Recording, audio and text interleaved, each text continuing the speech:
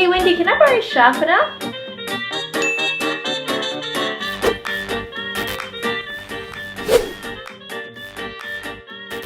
You know that person who always asks to borrow your stuff? That's right, this person.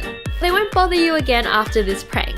Just coat the edge of your sharpener with hot glue and you'll temporarily put it out of action. If you want to use it for yourself later on, just peel off the hot glue and it'll be like new. Seriously? You ask for it every single day. Just get your own sharpener. Yeah, I will next time.